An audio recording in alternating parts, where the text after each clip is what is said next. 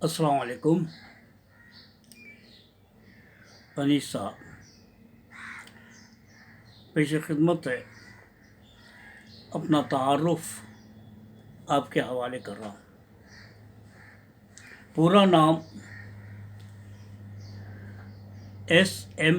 Rashid, Syed Mohammad Rashid. S.M. Rashid, Syed Mohammad Rashid. वालिद का नाम सैयद मोहम्मद फ़ुरक़ान, S.M. फ़ुरक़ान। वालदा का नाम मेहरुन्निसा।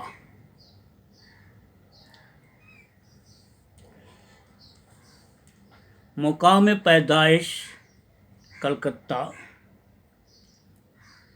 तारीख़ पैदाइश 1 फरवरी सन 1951, 1951, 1 फरवरी 1951। ख़ानदानी पस मंज़र, तालीमी और सियासी। स्कूल प्रेसिडेंसी मुस्लिम हाई स्कूल से स्कूल फाइनल यानी कि मैट्रिक।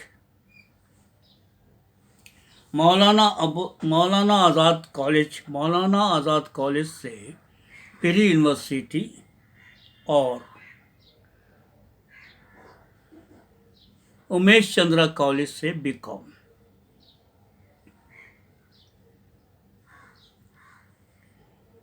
इब्तदाई हालात ज़िंदगी।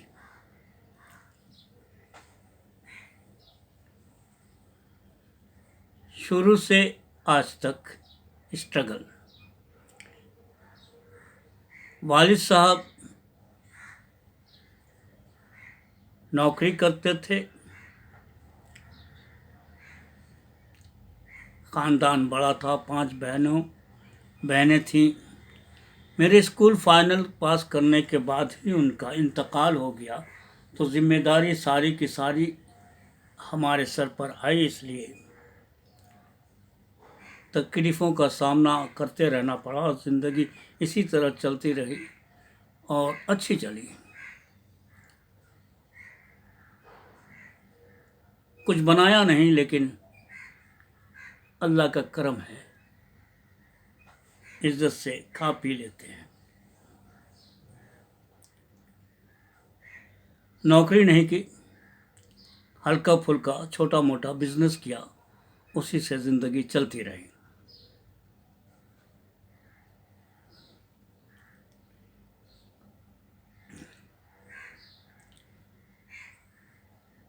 थिएटर का शौक़ कैसे पैदा हुआ? दरअसल सन 1968 या 69 का ज़माना था। उस वक्त अंजुमन तरक्की उर्दू हिंद ने मिर्ज़ा गालिब का 100 साला मनाना का एहतमाम किया था। उसमें प्रोफेसर नियाज़ अहमद ख़ान ने एक तमसीली मुशायरा का आइटम रखा था और उसका रिहर्सल जहाँ मैं रहता हूँ प्रेसिडेंसी मुस्लिम हाई स्कूल में, उसी स्कूल में उसका रिहर्सल हो रहा था और मेरा भी चुनाव उसमें हो गया। लेकिन कुछ दिनों के रिहर्सल के बाद हिदायतकार ने कहा कि राशिद बड़ा शर्मीला लड़का है, इससे ड्रामा वगैरह नहीं होगा, एक्टिंग नहीं होगी, इसके अंदर वो लपक नहीं है, चहक नहीं है, वो ताकत हमको नज़र नहीं आती। तो मेरी जगह एक किसी और कलाकार को उसमें शामिल कर लिया गया। लेकिन रिहर्सल चूँकि प्रेसिडेंसी मुस्लिम स्कूल में ही हो रहा था और ऊपर मैं रहता था, तो रोज़ाना रिहर्सल के वक्त मैं वहाँ पहुँच जाता था और बैठ कर के रिहर्सल देखा करता था कि लोग कैसे एक्टिंग कर रहे हैं। इसका पहला शो जो हुआ वो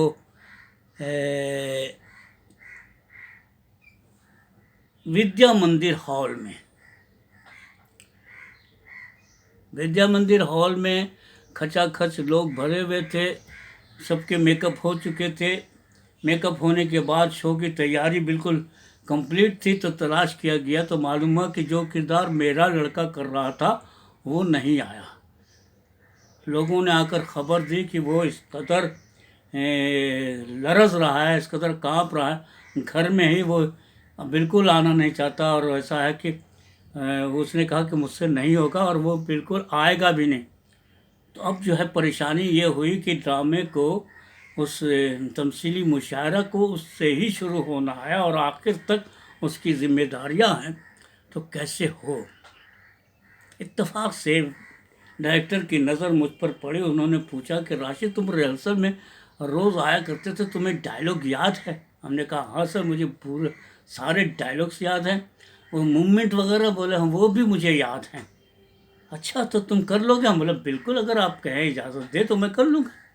तो मेरा मेकअप हुआ और मेकअप होने के बाद जो है वो शो शुरू हुआ और शो कामयाब भी हुआ और उसके कई शोज़ हुए जिसमें मैं मुस्तकिल काम करता रहा।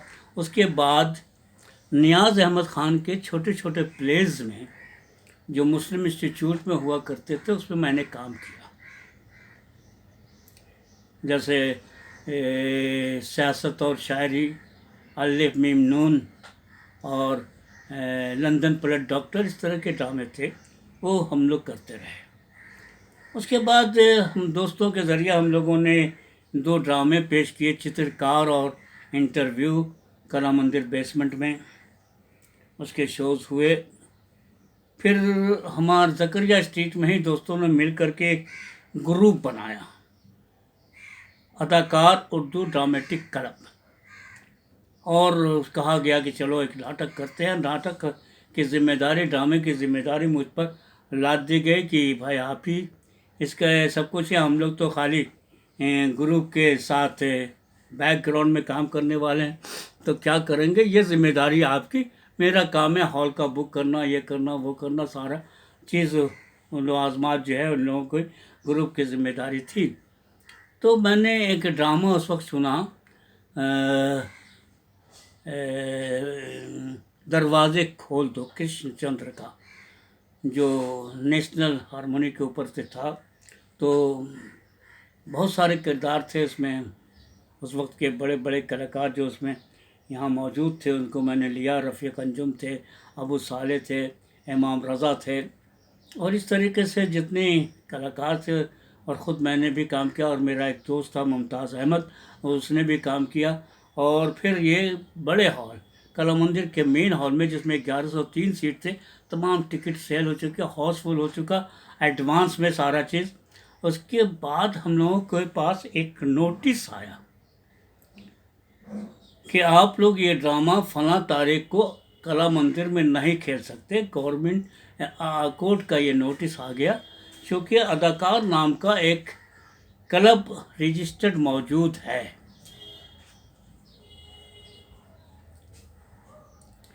तो आप जो है ये ड्रामा वहाँ नहीं खेल सकते। अब परेशानी हो गई, कोर्ट का ऑर्डर है, हॉल वाले भी परेशान कि अब क्या होगा, इतने लोग आएंगे, हॉल का हमारे हालात ख़राब हो जाएंगे। तो वहाँ के जो करता धरता थे उन्होंने हमें फ़ोन किया, और फिर उन्होंने एक रास्ता बनाया कि अदाकार के सेक्रेटरी से हमारी मुलाकात करा दी, और फिर हम लोगों के बीच में बातचीत हुई। उन्होंने कहा कि देखिए ऐसा है कि हमारे पास इतने कॉल आ रहे हैं, इतने आ रहे हैं कि आपका ड्रामा हो रहा, हम लोगों को कार्ड क्यों नहीं पहुंच रहा है, तो हमारे साथ परेशानी, और हम लोग कोई ड्रामा कर नहीं रहे। तो फिर ये बात कहाँ से आई, तो पता चला ऐसे ऐसे हालात है, तो हमें इंजेक्शन लाना पड़ा। तो आपको 2 काम करना होगा। सबसे पहले कि इस इंजेक्शन को हटाने के लिए आपको 1400 रुपया देना पड़ेगा ताकि ये इंजेक्शन हट जाए। दूसरी बात ये है कि आप ये लिखित तौर पर देंगे कि आप अदाकार के नाम से और कोई ड्रामा नहीं खेलेंगे। और तीसरी बात ये रखी उन्होंने कि कम से कम 15 कार्ड आपको देने होंगे हमारे ग्रुप को। तो साहब मरता क्या ना करता, तमाम चीज़ें हमने मान ली, और फिर वो बहुत ही कामयाब शो रहा, बहुत ही मज़ेदार शो रहा, एक यादगार प्ले थे। लोग फिर उनके जो डायरेक्टर थे किशन कुमार जी वो भी देखने आए थे। उन्होंने हमसे मुलाकात भी की, बेटा तुम लोग ड्रामा करते हो तो इतना खर्च करते हो, इतना मेहनत करते हो, हैं दिन रात एक करते हो, और उसके बाद एक दो शो कर लेते हो, इससे क्या होना है? अगर वक्त ही लगाना है, वक्त ही में अगर कुछ करना है तो आओ हमारे साथ। अरे हिंदी और उर्दू में कोई फ़र्क थोड़ी है, दोनों एक ही है भाई। हमें भी आर्टिस्ट की ज़रूरत है, तुम लोग कलाकार हो, तुम लोग आओ, हम लोग मिल कर के काम करते हैं। तो दोस्त, तो बाकी लोग तो नहीं गए, लेकिन उनकी अपनी कुछ मजबूरियां रही होंगी। तो मैं और मुमताज़, हम दोनों ने फैसला किया कि यार अगर ड्रामा करना है, सर की बात तो सही है कि हम लोग कितना करेंगे, ना हमारे पास पैसा है ना हमारे पास उतनी ताकत है। तो अगर कोई ऐसा ग्रुप है जो कर रहा है तो हम लोग क्यों ना उसमें शामिल हो जाए। तो ऐसे हमने और मुमताज़ ने उसमें दाखिला ले लिया और अदाकार में शामिल हो गए। लेकिन अदाकार में दाखिले के लिए हमें कोई पैसा नहीं देना पड़ा, क्योंकि फ़नकारों को, कलाकारों को कोई पैसा नहीं देना पड़ता था, उनसे सिर्फ अदाकारी करवाई जाती थी। लेकिन उस ज़माने में भी अदाकारों को कभी पैसा नहीं दिया जाता था, सिर्फ काम दिया जाता था, इज्जत मिलती थी। तो उस वक्त जो था एक नया ड्रामा उन्होंने शुरू किया था, उस ड्रामे का नाम था रखे ताक पर पुतले नाव। तो उसमें एक अहम किरदार मुझे दिया गया और मुमताज़ को भी दिया गया, और वो हमारा अदाकार में पहला ड्रामा था। और ये ड्रामा दरअसल फिल्म गुमनाम, एक फ़िल्म आई थी, उस फिल्म पर ही आधारित ये ड्रामा था। तो प्राण साहब ने जो किरदार अदा किया था, हमने उस वक्त कोई गुमनाम वगैरह देखी नहीं थी, लेकिन पता चला कि जो मैंने किरदार अदा किया था वो प्राण साहब ने फिल्म गुमनाम में अदा किया था। वो ड्रामा जो है बहुत ही मकबूल हुआ और वो किरदार मैंने उसमें किया था। तो यहाँ से हमारा बाकायदा ड्रामे का सिलसिला शुरू हुआ। उसके बाद बहुत सारे ड्रामे किए, आपके खामोश अदालत जारी है, बुरे फंसे, और उलझी आकृतियाँ, मतलब 20-25 ड्रामे तो वहाँ हमने खेले। उतने नाम याद करूँगा तो जहन जो है वो इधर उधर हो जाता है। कस्तूरी मृग और केनाराम, बेचाराम, शाबाश बांछाराम जैसे प्लेज हुए, और बहुत सारे नाटक।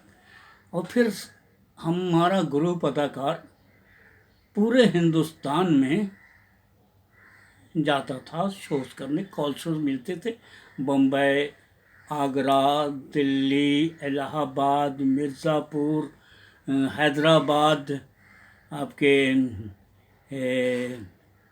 कश्मीर, पंजाब, आपके मद्रास, सारे हिंदुस्तान के चक्कर हम लोगों ने लगाए और घूम घूम कर नाटक किए। आपके बम्बई में जब हम लोग ड्रामा करने गए थे तो हमारे साथ एक लड़का था, शशि पुरी। उस वक्त एक फ़िल्म की शूटिंग चल रही थी, अजीम भाई उसके फाइट डायरेक्टर थे। जो हमारा साथी था मुमताज़, वो उनके भाई के ससुर थे। तो उनके पास मिलने गए तो मालूम के सेट पे वो मुहूर्त शॉट चल रहा है, तो उसमें शशि कपूर और विनोद खन्ना, क्या नाम है उनका, डॉक्टर राही मासूम रज़ा, सुलक्षणा पंडित वगैरह सब मौजूद थे। और बाहरी जो सेट से बाहरी अजीम भाई बैठे हुए थे। फिर उन्होंने शशि कपूर से मुलाकात करवाई कि ये लोग कलकत्ते से आए हैं, थिएटर के लोग हैं। बहुत ही पुरतपाक तरीके से मिले, क्योंकि उनका वो भी थिएटर के आदमी थे। हम लोगों ने कहा सर आप, बोले सर बोल कुछ नहीं, तुम लोग हमारे गुरु साथी हो, नाटक तुम भी करते हो, नाटक हम भी करते हैं, नाटक से ही हम लोग फिल्मी दुनिया में आए हैं, ऐसी कोई बात नहीं, इंशाअल्लाह तुम लोग भी कामयाब होगे, ज़रूर कामयाब होगे, थिएटर बहुत अच्छी चीज़ है। और उन्होंने सहारा जैसा है, बहुत ही हिम्मत दी हम लोगों को। असल में वहाँ मिलने की वजह यह थी कि हमारे साथ जो साथी था हमारा शशि, उसे फिल्म का बहुत शौक़ था। उसने हर तरह की मुमकिन कोशिश की थी, लेकिन काहें कामयाबी नहीं मिली। तो हमने अज़ीम भाई से कहा कि ऐसा है, बेचारा ने बहुत इधर उधर हर तरह की ट्रेनिंग वगैरह ली, लेकिन किस्मत साथ नहीं दे रही है। तो उसी वक्त एक फिल्म की और दूसरे फ्लोर पे शूटिंग चल रही थी। तो उस शूटिंग में शत्रुघ्न सिन्हा वगैरह काम कर रहे थे, और जुगल किशोर जो थे वो उसके डायरेक्टर थे। तो उन्होंने अपने असिस्टेंट गुलाब से कहा कि गुलाब, ज़रा इस बच्चे को ले जाओ और उससे जुगल किशोर से मिलवा दो और कहो कि मैंने उसे भेजा है। तो वहाँ चले गए। हम लोग वहीं बैठे रहे, हम लोग अंदर नहीं गए क्योंकि फ्लोर पे जाना अच्छी बात नहीं थी। हम लोग बहुत सारे लोग थे, तो हम लोग उनसे बातचीत करते रहे।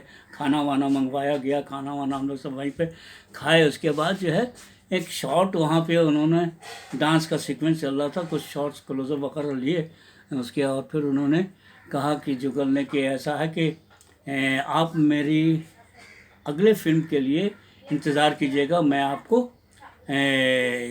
टेलीग्राम करूँगा तो आप आ जाइएगा।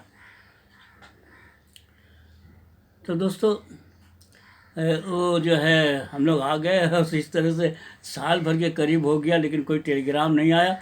वो बेचारा अपनी बीवी के साथ पंजाब गया, और पंजाब जाना था कि टेलीग्राम जो है शहर कलकत्ता में आ गया कि हमारी फिल्म फला तारीख को मुहूर्त हो रही है, आप बम्बई तशरीफ़ ले आइए, आपको सेकंड रोल में आपको सेलेक्ट किया गया है। उस फिल्म का नाम था दो खिलाड़ी, और उस आर्टिस्ट का नाम था शशि पूरी। तो वहाँ से उनकी फिल्मी शुरुआत हुई। फासे अदाकार के कई लोगों ने फिल्मों में कदम रखा, जैसे हमारे सुरेंद्र गुप्ता, मसूद अख्तर और अंजन श्रीवास्तव। ये सारे लोग वहाँ पर गए क्योंकि उन लोगों को शौक़ था। हम लोगों को फिल्मों का शौक़ नहीं था, इसलिए हम लोगों ने अपने बारे में कभी बात नहीं की। तो ये था अदाकार के बहुत सारे प्लेस।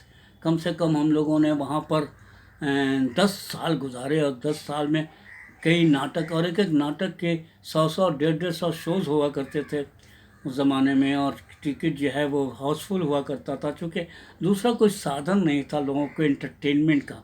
और हमारे डायरेक्टर जो थे वो मोस्टली एंटरटेनमेंट प्लेस करते थे, कॉमेडीज़ का उनके पास ज़्यादा ये रहता था। बीच बीच में सीरियस प्ले देते थे। उनका कहना था कि पहले ऑडियंस बनाओ, ऑडियंस के दिलो दिमाग को तैयार करो, ऑडियंस को अपनी तरफ बुलाओ। थिएटर की तरफ उनका मुतवज्जह होना ज़्यादा ज़रूरी है। अगर हम पहले से उनके ऊपर बोझ दे देंगे तो जाहिर बात है कि वो मुतफक्किर हो जाएंगे, और फिर जो है ड्रामा की जो असलियत है वो ख़त्म हो जाएगी। उसके बाद हमने संगीत कला मंदिर में कई प्लेस किए। उसके थैंक यू मिस्टर ग्लैड और गुलमोहर, आपके मिस्टर अभिमन्यु, और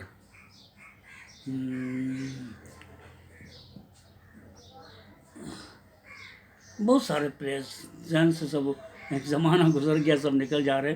तो वो सब होते रहे। उसके बाद अनामिका का एक गोल्डन जुबली ईयर बन रहा था, तो उसमें हम लोगों ने एक नाटक खेला जिसका नाम था हानुश, जिसके डायरेक्टर थे हमारे रवि दवे। और ये अनामिका की तरफ से, जो अनामिका उस ज़माने की सबसे पुरानी संस्था थी, उसके गोल्डन जुबली थी, तो उसमें हम लोगों ने हिस्सा लिया। और उसमें वो कला मंदिर के मेन हॉल पे बहुत ही शानदार, बहुत ही खूबसूरत प्ले उतरा था। और बहुत ही भीष्म सानी का तो आपने पढ़ा होगा, बहुत ही खूबसूरत प्ले है।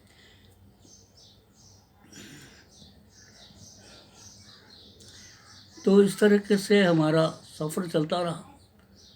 उसके बाद हिंदी नाटक करते करते हमने ख्याल किया कि हमारा उर्दू ड्रामा बहुत पीछे कहीं छूट गया है। कमाल अहमद काम कर रहे थे,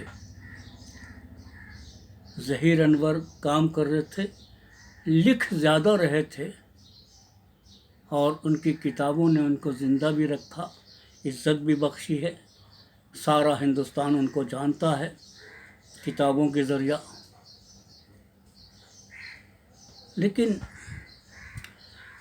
जो हकीकी चीज़ थी, जो उर्दू ड्रामे को बहुत ही मकबूलियत देती थी, वो था उसका स्टेज करना। स्टेज पर उतने प्लेस नहीं आ सके जितने आने चाहिए थे, और दोनों के अंदर सलाहियत भी बहुत थी, पैसे की भी कमी नहीं थी। अच्छा, अल्लाह ताला ने उनको अच्छी नौकरी दी थी, अच्छे कमा रहे थे। लेकिन शायद काम के बोझ इतने ज़्यादा थे कि उर्दू ड्रामा जितना स्टेज होना चाहिए था नहीं हुआ।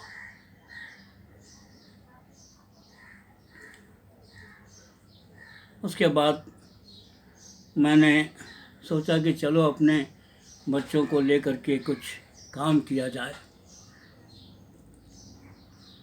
तो मैंने कई ड्रामे, शॉर्ट ड्रामे, शॉर्ट प्लेस, 1 घंटे के, आधा घंटा के, 45 मिनट के, ज़्यादा खेले जितनी मेरी सलाहियत थी। चूँकि मेरे पास पैसे नहीं थे, लेकिन हमें उन बच्चों को लेकर के काम करना था। फुल लेंथ प्ले में मैंने प्यादा किया, जतिन मित्तल का था, आशा वर्मा का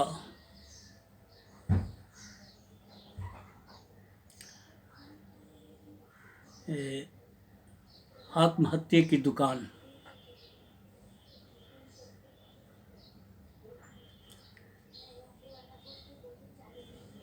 आपके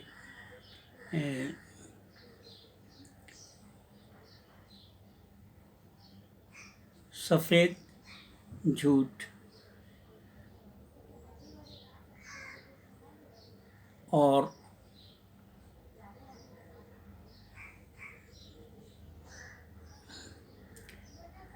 सागर सरहदी के बहुत सारे प्लेस मैंने खेले।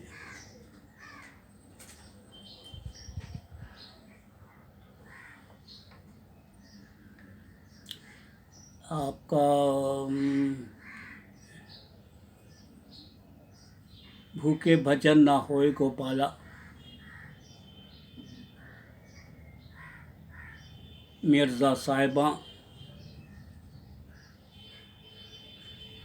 ख्याल की दस्तक,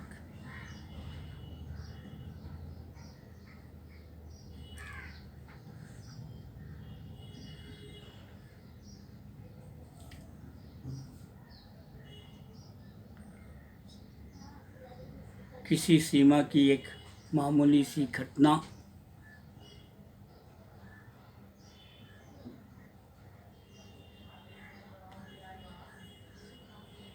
शौकत थानवी का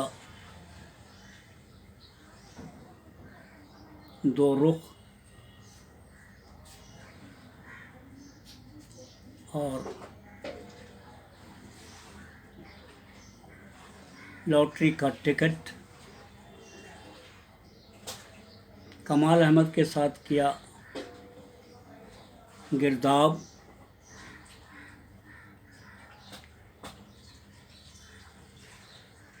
अनार के दाने,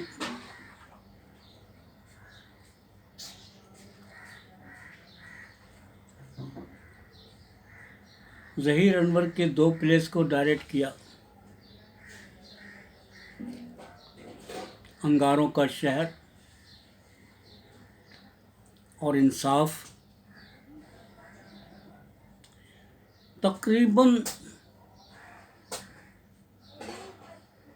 आज तक मैंने 70 से 80 प्लेस छोटे छोटे डायरेक्ट किए हैं। मैंने स्कूल के बच्चों को तैयार किया है, और हर साल चंद स्कूलों के लिए मैं मुस्तकिल तौर पर 10 साल से लगातार स्कूल के लिए नाटक कर रहा हूँ, ड्रामे कर रहा हूँ, ताकि शायद उनमें से कोई बच्चा इसे अपना ओढ़ना बिछौना बना ले और उर्दू ड्रामे की खिदमत में वो लग जाए। हो सकता है कि कोई निकल आए। हमारी कोशिश अब तक जारी है, मैं लगा हुआ हूँ। मैंने एक आदमी का नाम नहीं लिया, मैं भूल गया, सैयद हैदर अली।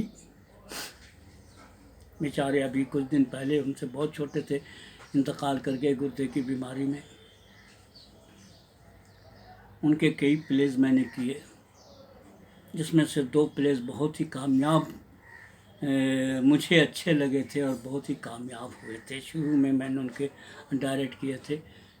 एक का नाम था कश्मीर की बाहों में और एक था भारत में महाभारत। ये दोनों ही पॉलिटिकल प्लेस थे। एक कश्मीर का बेस था और एक इंडियन बेस थे। और जब हम लोगों ने इस ड्रामे को खेला था,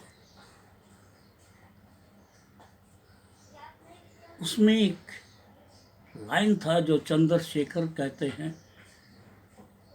कि 15 दिन के बाद मैं इस तख्त पर बैठूंगा, मैं होऊंगा इस मुल्क का वज़ीर आज़म।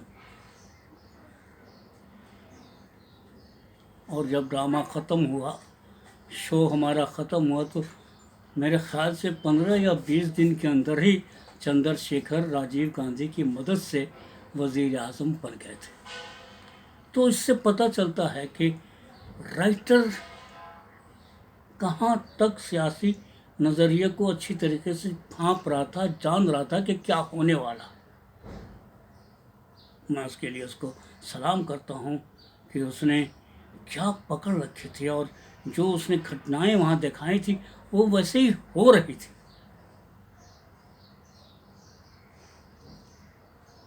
तो दोस्तों, कहने के लिए तो बहुत कुछ है, लेकिन मुझे एक खुशी है। मुझे खुशी ये है कि as a director, as an actor, मुझे बहुत कम लोग जानते हैं।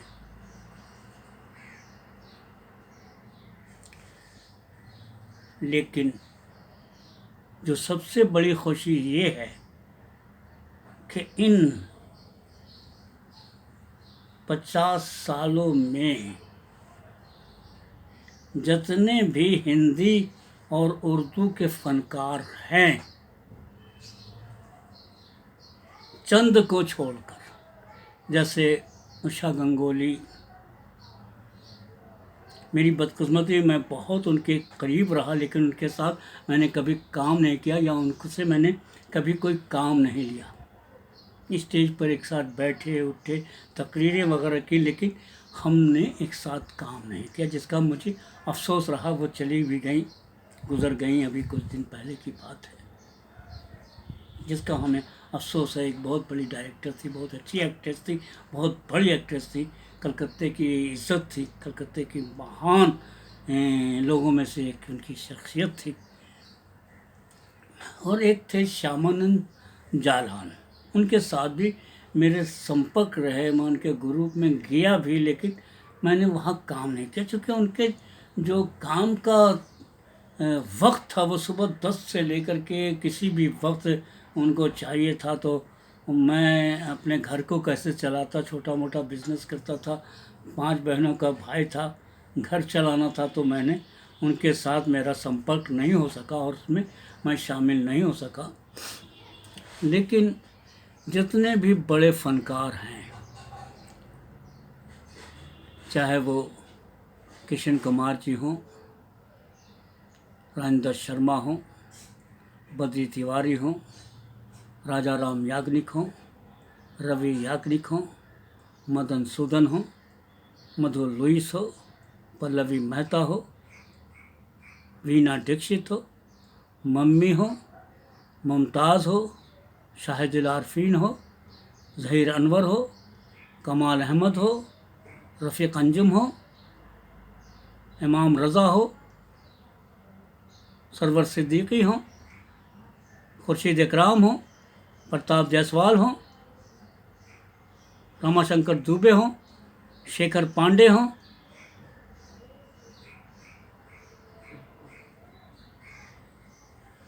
जितने बड़े कलाकार अजहर आलम से लेकर के हर किसी के साथ, हर किसी ने मेरे साथ काम किया है, मेरे डायरेक्शन में काम किया है। मेरे साथी किसी न किसी हाल में रहे हों, मैंने अच्छा किया या बुरा किया मैं ये नहीं जानता, लेकिन मुझे फ़ख्र ये है कि बड़े से बड़े फ़नकारों के साथ आज जितने भी कलाकार बंगाल में स्टेज पर मौजूद हैं, जितने भी फ़नकार मौजूद हैं, किसी न किसी नाटक में, किसी न किसी ड्रामे में उनका मेरे साथ रहा है। ये मुझे खुशी है कि कम से कम 100-150 आर्टिस्ट मुझे जानते हैं, पहचानते हैं। मैं बहुत बीमार हुआ था और मेरे बीमारी में डॉक्टर ने मुझे जवाब भी दे दिया था। वो तो इत्तेफाक है कि मैं आपसे आज बात कर रहा हूँ और आप तक अपनी बात पहुँचा रहा हूँ। तो ये उन आर्टिस्टों का, उन हमारे साथियों का, उन हमारे स्कूल के बच्चों का जिन्होंने हमारे साथ ड्रामे किए थे, उन लोगों की दुआओं का असर है। उन लोगों ने कितनी दुआएं की थी कि अल्लाह ताला ने उनकी दुआएं, उन बच्चों की दुआएं सुनी और मुझे दोबारा ज़िंदगी दी। ये उन लोगों का एहसान है मेरे ऊपर। अल्लाह का लाख लाख शुक्र है कि अल्लाह ने मुझ पर रहम फरमाया, करम फरमाया कि आज मैं आपके सामने महफ़ गुफ्तगू हूँ। और जहाँ तक इनामात का ताल्लुक़ है, कई ड्रामे, जैसे मैंने एक वाक़या बताऊँ कि एक ड्रामा का कंपटीशन हो रहा था, बड़े बड़े ग्रुप उसमें काम कर रहे थे। उसी ज़माने में हमारा जो मोहम्मद जान हायर सेकेंडरी स्कूल है, उसमें मैं बच्चों को लेकर ड्रामा करता था। तो मैंने एक ड्रामा उसी वक्त खेला था बच्चों को लेकर के, और ड्रामा के जो उसका एक विंग मैंने तैयार किया था, मोहम्मद जान थिएटर क्लब, जो स्कूल के बच्चे चलाते थे। तो मैंने आपके अनीस आज़मी का एक ड्रामा था,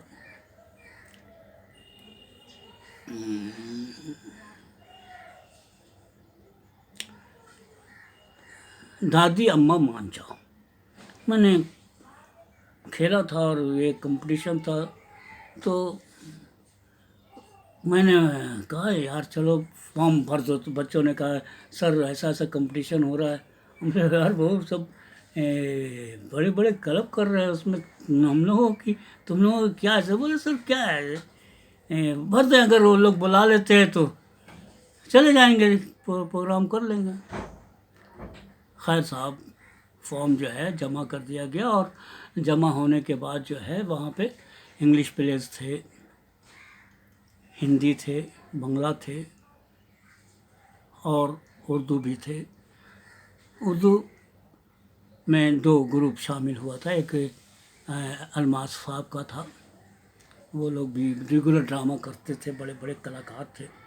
तो जाहिर बात है कि उनके मुकाबले में हमारी सारी बच्चियां जिन्होंने कभी ड्रामा किया ही नहीं था, पहली दफ़ा किया था, उन्होंने परफॉर्मेंस दिया वहाँ पे, घबराए नहीं। उसमें कोई भी मर्द कलाकार नहीं था, सब लड़कियाँ थीं। और इत्तेफाक देखिए कि वो drama best play, best writer, best director और बेस्ट एक्ट्रेस का अवार्ड हासिल किया। तो बच्चियों में कितना टैलेंट था, उसमें बहुत अच्छे अच्छे प्लेस थे। मैं तो सोच ही नहीं सकता था कि इस ड्रामे को इनाम भी मिल सकता है। इनाम देने के बाद जो वहाँ के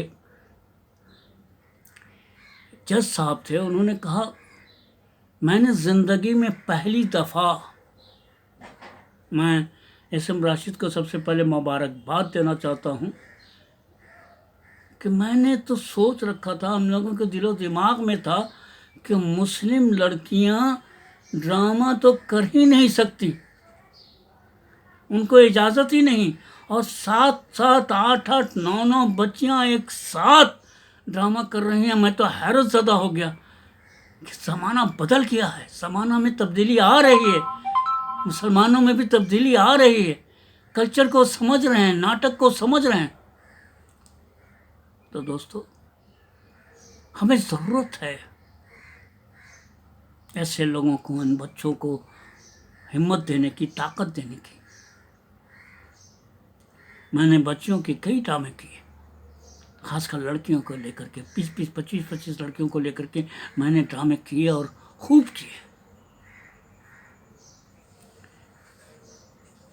सुबह होने तक मेरी प्यारी अम्मी जान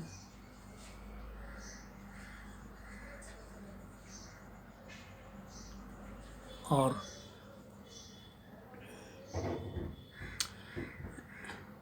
चोर दरवाज़ा, तो कई कंपटीशन, 2-3 कंपटीशन। मैं कंपटीशन पे कभी यकीन नहीं रखता, मुझे पता नहीं, एक उलझन सी रहती है कि कंपटीशन क्या करना। लेकिन तो मजबूरन आर्टिस्टों के कहने पे 2-3 में हिस्सा लिया और हमेशा ऊपर का करम रहा कि मेरा प्लेस जो है हमेशा फर्स्ट अवार्ड हासिल करते रहे। उसके बाद जो है, जहाँ तक रिकॉग्निशन का सवाल है, तो फनकार एकेडमी ने हमें दिलीप कुमार अवार्ड से, हमारे कामों को देख करके दिलीप कुमार अवार्ड से नवाजा। मुस्लिम इंस्टीट्यूट ने अपने 100 साला प्रोग्राम में लाइफ टाइम अचीवमेंट अवार्ड से नवाजा। और मुस्लिम इंस्टीट्यूट ने ही हमें फिर एक मरतबा दोबारा जो है आगा हशर काश्मीरी के अवार्ड से नवाजा। और मशरिक, अखबार मशरिक ने अपने प्रोग्राम में हमने आगा हशर काश्मीरी के अवार्ड से नवाजा। और ये हमारी खुशकिस्मती थी कि उस अवार्ड को देने के लिए उन्होंने बुलाया था रंजीत कपूर को, जो हिंदुस्तान के बहुत ही अज़ीमुश्शान डायरेक्टर और राइटर हैं। मेरे ख़्याल से ड्रामे की कहानी जब भी लिखी जाएगी उसमें सुनहरे लफ्ज़ों में रंजीत कपूर का नाम होगा। रंजीत कपूर कलकत्ता में 2-3 ड्रामे किए, लेकिन वही था कि सुबह 10 से लेकर के उनको फला टाइम चाहिए था और उतना टाइम मेरे पास नहीं था, जिसकी वजह से मैं उनसे कुछ नहीं सीख सका। लेकिन उनके ड्रामे को मैंने देखा और देखने से ही मुझे ऐसा लगा कि हाँ, ड्रामा इसे कहते हैं। तो दोस्तों, ये है मेरी अनीसा छोटी मोटी कहानी। और जहाँ तक है, मैं सबसे यही कहता हूँ, लेकिन अफसोस की बात है कि मैंने आपका एक ड्रामा डायरेक्ट किया, पूरी रिहर्सल की, पूरी तैयारी हो गई, लेकिन किसी वजह से वो प्रोग्राम कैंसिल हो गया, जिसकी वजह से मैंने वो ड्रामा पढ़ा था, मुझे बहुत पसंद आया था और मैं उसे ने पूरी तैयारी भी की थी, लेकिन मैं नहीं खेल सका। अगर ज़िंदगी रही तो उसे खेलूँगा ज़रूर। मुझे यकीन है कि मैं एक दिन उसे ज़रूर खेलूँगा। मेमारे जहाँ तू है। तो बाकी की कहानी कैसी है सजानी, वो आपके ऊपर। लिखने में क्या है कि जब से मैं बीमार हुआ हूँ तो मेरे हाथ काम नहीं करते, इसलिए मैं लिखित तौर पर आपको नहीं दे पा रहा हूँ। ये छोटा सा वीडियो आपके हवाले कर रहा हूँ। अगर आप इससे कुछ अख़ज़ कर सके, कुछ ले सके। मैं तमाम लोगों की, ड्रामे के कलकत्ते के तमाम शख्सियतों की बहुत इज़्ज़त करता हूँ। जितने लोगों ने जितने भी काम किए हैं, बहुत ही काम किए हैं और अपनी पहुँच से ज़्यादा किए हैं। हमारे यहाँ कोई पूंजी लोग नहीं है, मारवाड़ी जैसी शख्सियतें नहीं हैं, पैसे वाले लोगों को कोई इंटरेस्ट नहीं है कि उर्दू ड्रामे की ये किया जाए। हमने 2 ड्रामे जो है उर्दू एकेडमी के लिए भी पेश किए, डायरेक्ट किए थे और उनके फेस्टिवल में मैंने हिस्सा लिया था। एक पहले किया था मैंने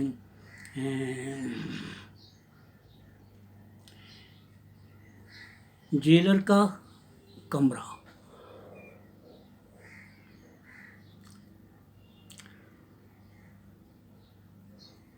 और दूसरा किया है अभी लेटेस्ट किताब का कफन, केश चंद्र का। दोनों ड्रामे बहुत ही शानदार, बहुत ही अच्छे हुए थे। अल्लाह का शुक्र है कि पूरी ऑडियंस ने उसे सराहा। अच्छा, फिर मिलेंगे, आगे की कहानी आपकी। हमारे अहम ड्रामे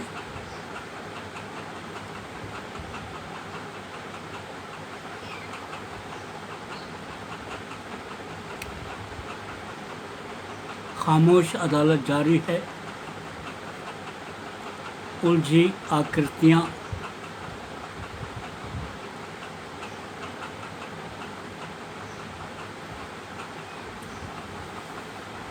बुरे फंसे,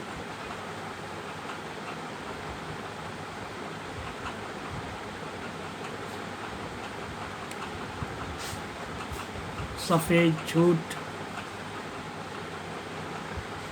केनाराम बेचाराम, शाबाश बांछाराम,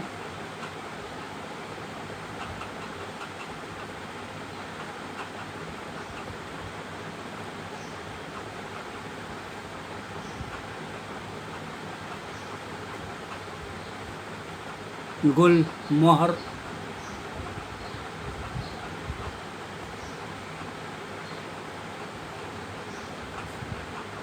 मिस्टर अभिमन्यु,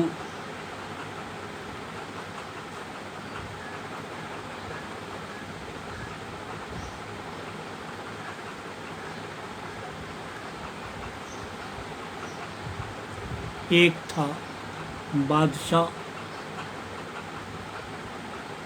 भाभी का विवाह, हानूश,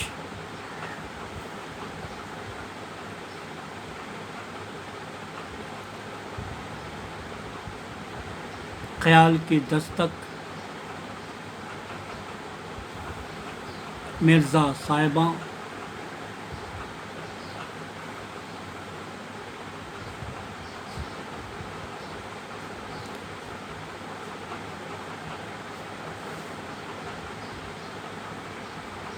प्यादा,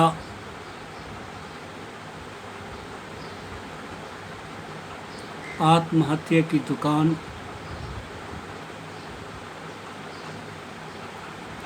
गिरदाब, इंसाफ,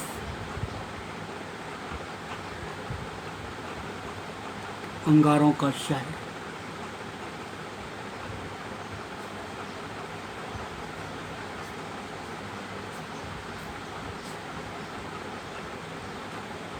मेरे ख्याल से